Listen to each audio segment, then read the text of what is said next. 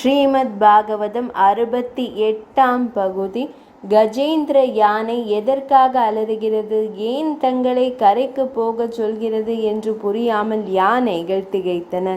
பின்புதான் கஜேந்திர யானையின் காலை ஒரு பயங்கரமான முதலை ஒன்று கவ்வி இழுப்பதைக் கண்டன. அவற்றிலும் பயத்தோடு பிளறின. முதலை கஜேந்திரனின் காலை பற்றி தடாகத்திற்குள் இழுக்க முயன்றது. யானையோ முதலையின் வாயிலிருந்து தன் காலை விடுவித்து கொள்ள போராடியது. யானையின் காலிலிருந்து இரத்தம் வழிந்தது. தடாகத்தை சிவப்பாக்கியது. அரசனான கஜேந்திர ஆழ்வான் யானைக்கு துணையாக எல்லா யானைகளும் ஒன்று சேர்ந்து உதவிக்கு வந்தது.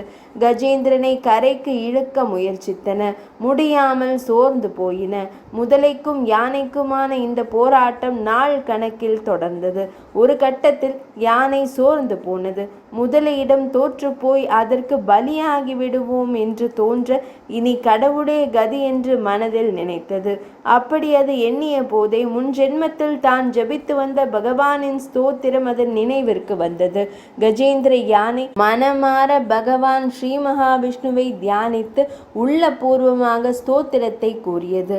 ஆதி மூலமே என்னை காப்பாற்று என்று அலறியது. யானையின் குரல் கேட்டதுமே பகவான் ஸ்ரீ மகாவிஷ்ணு கருட வாகனத்தின் மீது பறந்து வந்தார். தனது சக்கராயுதத்தை முதலையின் மீது செலுத்தி அதனை கொன்றார். கஜேந்திர ஆழ்வாரை காப்பாற்றினார். பகவான் ஸ்ரீ மகாவிஷ்ணுவால் கொல்லப்பட்ட முதலையின் உடலிலிருந்து ஒரு கந்தர்வன் தோன்றினான். அவன் பெயர் ஹூஹூ. ஒரு முறை அவன் தன் மனைவிகளுடன் குளத்தில் விளையாடி ஜலக்கிரீடை செய்தபோது சிறிது தொலைவில் தேவலர் என்ற முனிவர் நீரில் நின்று கொண்டு அனுஷ்டானம் செய்து கொண்டிருந்தார். 68ஆம் பகுதி நிறைவடைந்தது.